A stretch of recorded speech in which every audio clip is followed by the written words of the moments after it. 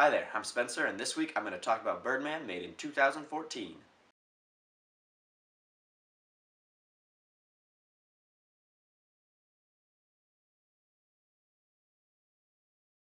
Before I get into my own opinions, I've got some facts for you to have fun with. Because of the unusual nature of this film, shooting in really long takes, Michael Keaton and Edward Norton kept a running tally of how many flubs were made by the actors. Emma Stone made the most, and Zach Galifianakis made the least. Also, because this film was shot and rehearsed in only 2 months, the editing process only took 2 weeks. Alright, let's talk about Birdman.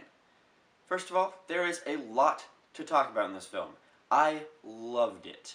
I absolutely have so much to say that I would not be able to fit it into 8 minutes, but I'm going to try my best to fit in the things that I thought were really important. One of the things that I thought was really important was kind of the obvious one. It looks like it's all shot in one shot. Even though there are some obvious transitions and things that are kind of impossible to do in one shot, such as having Mike up in the catwalk making out with Sam and then panning down and Mike's just in the scene, and having the iPhone video pan into the TV video.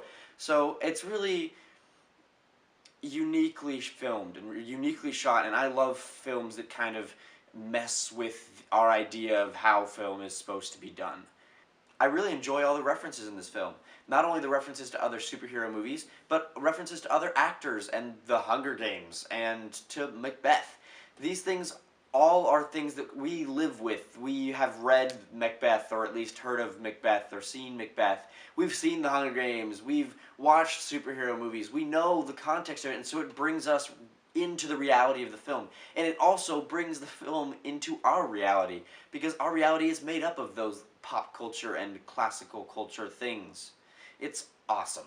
Birdman deals with the interactions between characters in a very unique way because of the nature of the long extended shots. It doesn't jump between character point of views when two people are talking. It tends to pan around them or pan between the two characters, and it feels like the camera is almost another character, just standing there listening to these two people talk and watching them as they discuss something or argue about something. I love the relationship between the play in the film and the reality outside of the play in the rest of the film.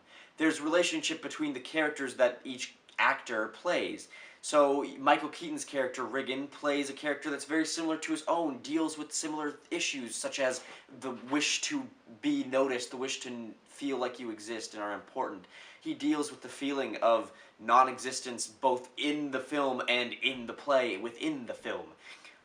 Mike's character also has this kind of adulterous, weird nature, and I recently learned that Mike's character is also a reflection of Edward Norton outside of the film itself. Even how Edward Norton kind of takes over things and likes to apparently change scripts and jump back and forth, and apparently his character of Mike is a caricature of himself. The play also kind of starts to bleed into the reality of the film, especially where Riggin is high and you have the scene with the fog and the trees moving around, kind of like Macbeth.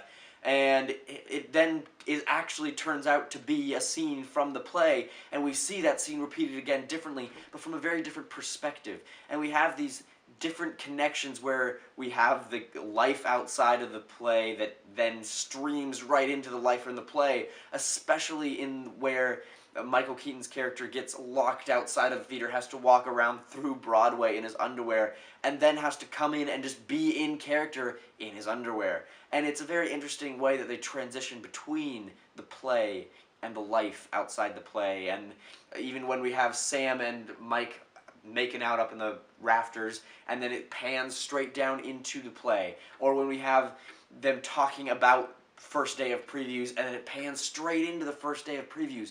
The life outside of the play and the life in the play are immediately connected.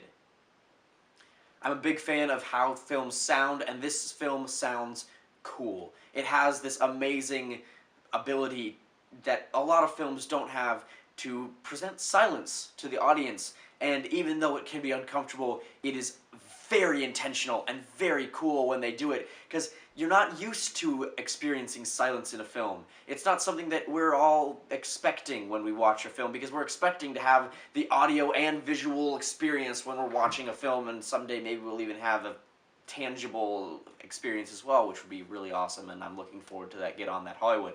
But you get that kind of sense of, this is not what I came here for.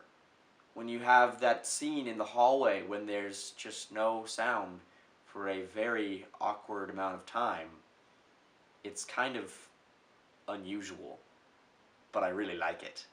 I also really like the sound of the film, the soundtrack of the film, because the music to me almost felt like it came out of a pit orchestra for a play. And I really love that kind of, it's almost, the music reflects the film as well as it reflects the play, and that's what music is supposed to do in a film, and it really does do that, especially when you have Riggin going a little crazy and you have just drum roll after drum roll after drum roll, and it just builds and builds and builds until we finally get that smashing of the poster, and then it's just done and it's gone. And then we have that audible representation of the things that we are seeing, and it's a metaphor for everything that we see, and I love metaphors because they're awesome. My last thought about this film, and the last note I wrote in my notebook about this film, and a final question for you is, did he really fucking fly? We know kind of halfway through the movie, when he flies around off the rooftop and then gets back to the theater, that he didn't really fly, because the taxi driver runs in after him and tells him that he needs to pay his fare. And so we kind of have that grounding after that kind of floating moment of him flying around, and we think it feels like a superhero movie all of a sudden. And then at the end, he walks to the window, and we can kind of assume, because of the previous attempt on his own life, that he may have committed suicide.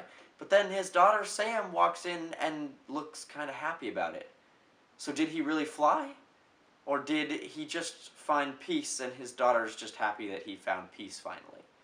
I leave that to you as kind of a parting thought, because I think that's one of the things that stayed with me, is that kind of ambiguous ending, and I really enjoyed it. If you like what you just saw, or even if you didn't and you're comfortable lying about it, please like and subscribe and comment below with anything that you think I left out about this film, because obviously I can't say everything. If you have any movies that you'd like me to watch in the future, you can also leave those in the comments below. Thank you for watching, and please remember to unsilence your cell phones. Bye!